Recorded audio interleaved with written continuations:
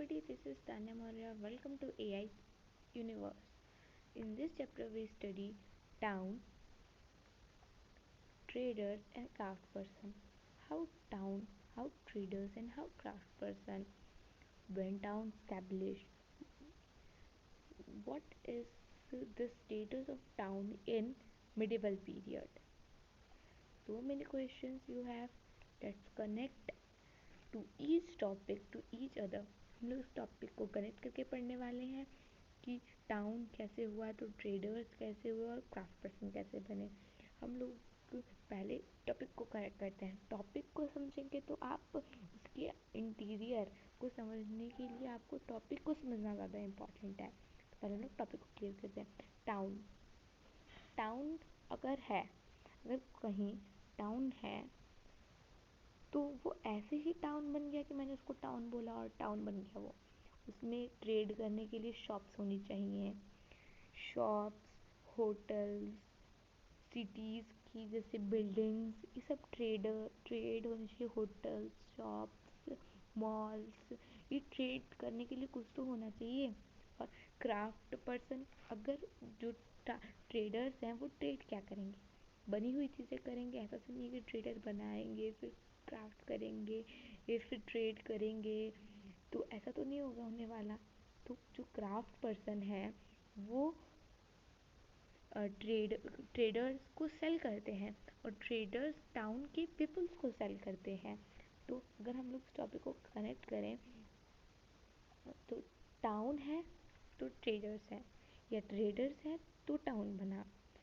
अगर craft person है तो ट्रेडर्स हैं तो टाउन है. ये एकदम सिंपल कनेक्शन होता है इस चैप्टर का. तो हम लोग इसके टॉपिक्स पढ़ते हैं. चलिए कि एडमिनिस्ट्रेटिव सेंटर्स क्या है. Administrative centre. Thanjavur, the capital of Cholas, it has 1000 years ago. Perennial river Kaveri flow near can hear the bell of Rajeshwara temple built by Rajaraj Chola. Rajaraj Chola क्या है. आपने प्रीवियस चैप्टर्स में पढ़ा होगा कि राजराज चोला, राजेंद्र चोल, ये सब कौन थे. इसके बारे में हम लोगों ने प्रीवियस चैप्टर्स में पढ़ा है. अगर हम उस चैप्टर को रिकॉल करें तो वो राजेंद्र चोल के बेटे राजराज चोला थे और विजय चोला ने उसको इस्टेब्लिश किया था, चोला एम्पायर को. विजय चोला ने इस्टेब्लिश किया, राजेंद्र चोला उसे फैला रहे थे, मतलब इस्टेब्लिश कर रहे थे दूर दूर तक. और उनके बेटे राजेंद्र चोल के बेटे राजराज चोला ने एक राजेश्वरा टेम्पल बिल्ड किया. I hope you can understand. Kunjara Mallan Rajaraj Perunthachan, his name, उनका पूरा नाम क्या था. कुजरा मल्हान पिरुंतुचरान, his name, उनका ये पूरा नाम था. his name carved on temple, जो उनका नाम था वो उस टेम्पल पर बना. The temple wall inside massive Shivalinga, जो टेम्पल है उसके अंदर शिव जी की मतलब स्टैचू है. जैसे हम लोग, जैसे कोई टेम्पल होता है, जैसे हम लोग कहते हैं कि शिव टेम्पल चलते हैं, कृष्ण टेम्पल चलते हैं, कृष्ण जी के मंदिर ऐसे बोलते हैं ना. तो वहाँ पे वो जो टेम्पल था वो राजेश्वरा टेम्पल था और उसमें शिव जी की पूजा होती थी. Temples are places with the mandapas and विलोन्स किंग होल्ड. जो टेम्पल्स था उसे कौन होल्ड करता था. मंदापास कौन थे, पहले इसको समझते हैं. जैसे हम इक्तादास हमने पढ़ा है प्रीवियस चैप्टर में, तो मंदास भी उसी तरीके से थे. अगर कोई राजा है उसको उसकी प्रॉपर्टी है इतनी उसकी प्रॉपर्टी है. अब वो छोटे प्रॉपर्टी मंदास को दे दिया. इस मंदास की, इस मंदास की, इसकी फिर उसने बांट दिया और मंदास का नंबर रख दिया कि ये 440 का है, तो उसको उस हिसाब से पेमेंट मिलेगी. 440 की उसके हिसाब से पेमेंट मिलेगी. मतलब जिस नंबर पे होगा उसकी उतनी पेमेंट होगी, जो जितने नंबर पे हो उसकी उतनी पेमेंट होती है। तो जो मंदपास थे उनको इतना मिल गया। अगर जो किंग है वो देख रहा है अपना, किंग को किसी आर्मी की नीड हुई तो उसके मंदपास दे देंगे, उतनी जितनी प्रॉपर्टी में होगा उतना मंदपास उन्हें टैक्सेस पे करेंगे, उनकी नीड कंप्लीट करेंगे। अगर किंग को आर्मी की नीड है तो आर्मी देंगे, उन्हें टैक्सेस पे करेंगे, तब ना ये पूरा स्टेट चल पाएगा। कैसे नहीं कि बन गया राजा, मंदपास को दिया और हट गया अपने काम से, तो मंदपास ही क्यों ना किंग बन जाए। तो ऐसा हुआ था, बट ये ज़्यादा दिन तक नहीं रह पाया। फिर इस ऐसा कब हुआ था कि जैसे छोटे छोटे सामंत बने थे, पिछले चैप्टर में लोगों ने पढ़ा था कि सामंत जो छोटे छोटे थे वो जब महासामंत बने तो किंग बहुत गुस्सा हुआ, उसने किंग ने महाराज सामंत वो महाराजा रख लिया। तो सामंत ने महाराज महासामंत रख लिया। ऐसे नाम बढ़ते गए और काम बढ़ते गए।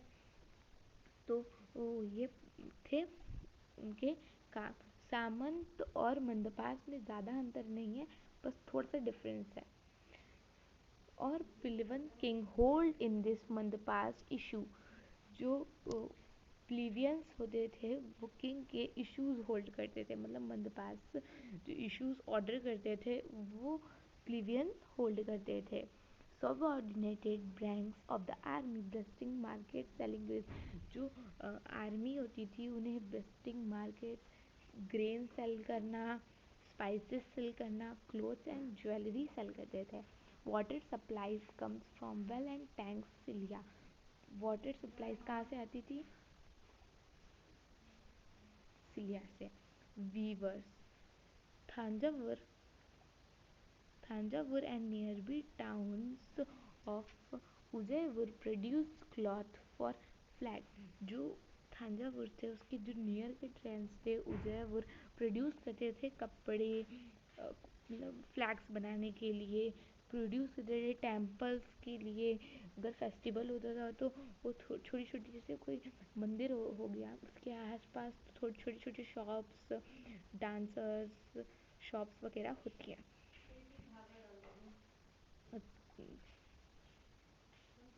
Fine cotton kings and nobility and coarse cotton masses some distance at Samyai and Sthapatis sculptors make, जो वो मूर्ति कैसे बनाते थे, ब्रोंज से बनाते थे, ऑर्नामेंट्स बनाते थे, आइडल्स बनाते थे, ऑर्नामेंट्स बनाते थे, बेल्स, मेटल लैम्प्स, ये सब वो बनाते थे।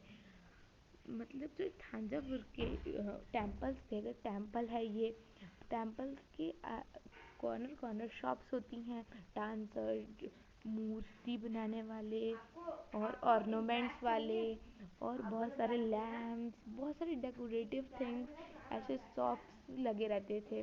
तो वो जो मंदिर के है वो जब इतना टैक्स लगेगा तो उन्हें टैक्स भी तो पे करना होगा, सुनने कि फ्री में चल रहा है तो उनको फ्री में लगाने को मिल गया। बट जो भी मंदिर में आएगा वो तो ऐसा होता ही है, आपने हर जगह देखा होगा कि मंदिर के आसपास बहुत सारी शॉप्स होती हैं, वो पहले से चलता आ रहा है, एक रिचुअल बन गया है कि मंदिर के आसपास शॉप्स होती हैं।